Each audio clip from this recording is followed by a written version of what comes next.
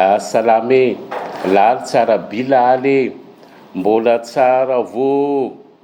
Ny 29 mars 1967 no notsehivona voalohany teto Madagasikara ny andro ny 29 mars. Araky ny lalàna na ny loi izay mitondra ny numéro 66-035 tamin'ny 19 décembre 1966. Déclarant la journée du 29 mars, journée commémorative des morts des événements du 29 mars 1947. Maro ny anarana iantsony malagasy aniny vanim-potoana nitakina ny fahaleovan-tena sy nanoerana ny mpanjanatany frantsay. Marsaloy, Tabataba, Rébellion, Krob, tolom-panafahana, namoizana ain'olona maro, rava fananana, olona maro no gadraina sy nampijaliana. Olona maro toy izany ihany koa no nandositra tany anaty ala sy tany anaty lavabato. Nosamborona député telo lahy, Raseta, Ravoangy, Rabemananjara, no gadraina ary nalefa sesitany. Tsy tafaverina teto Madagasikara raha tsy tamin'ny 20 juillet 1960. Fa iverenantsika vetivety ny tantara. Ny 2 avril 1947, ny gouverneur général de Madagascar, Marcel Decopé, dia namoaka arrêté na didim-pitondrana izay milaza fa dia miatra ny état de siège amin'ny district 10. Districtany Fianarantsoa, districtany Ifanadina, districtany Nosivarika, districtany Mananjary, districtany Manakara, districtany Moramanga, districtany Ambatorazaka, districtany Vatomandry ary districtany Manoro. Reo no districta 10 izay miatra ny état de siège. Ny 25 avril 1947 dia nosoloina miaramila ny chef district ny Moramanga, Joubert, chef d'infanterie coloniale. Ny chef de bataillon Joubert zany no nandimby ny administrateur deuxième classe Hérissard. Ny volana juillet 1947 dia tonga teto Madagasikara ny renfort nahitanandreo Sénégalais, nahitanandreo Afrikanina tavaratra, nisy Marokanina, nitondra fitaovam-piadiana mahery vaika, fitaovam-piadiana izay vao avy nampiasaina tany amin'ny deuxième guerre mondiale. Hery tsy mitovy arak'izany no nisy teto Madagasikara.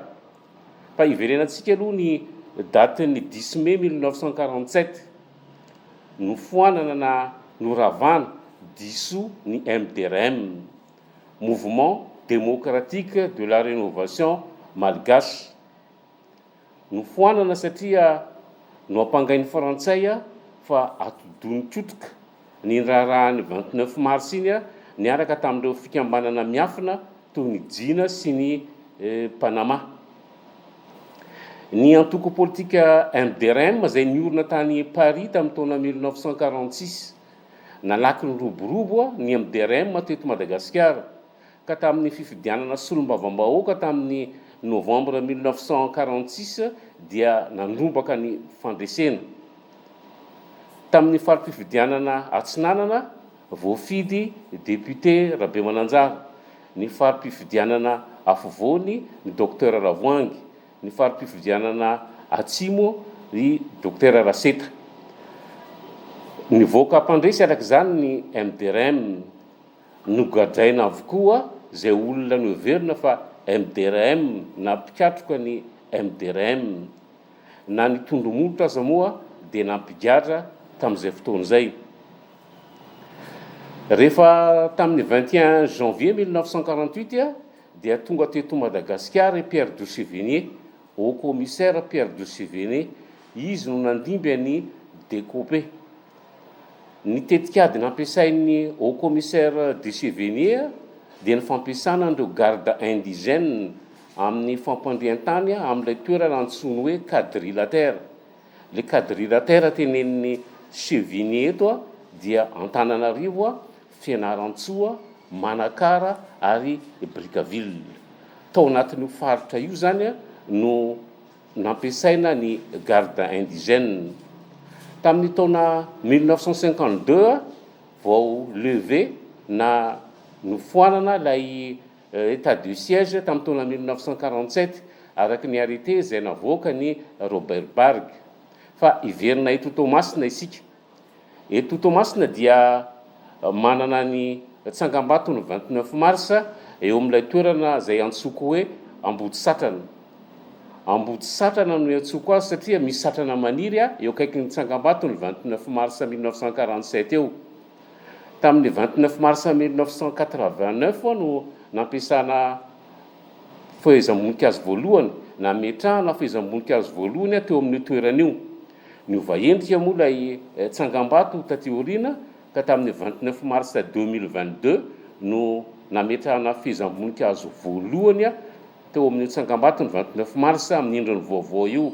Araka izany fametrahana fehezam-boninkazo faharoa ny 29 mars 2023 eo amin'ny tsangam-bato amin'ny endrika ahitantsika azy amin'izao fotoana izao.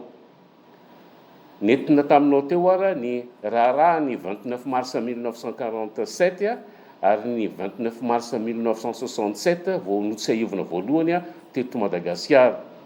Sombo tsara amin'ny dia tantara manaraka.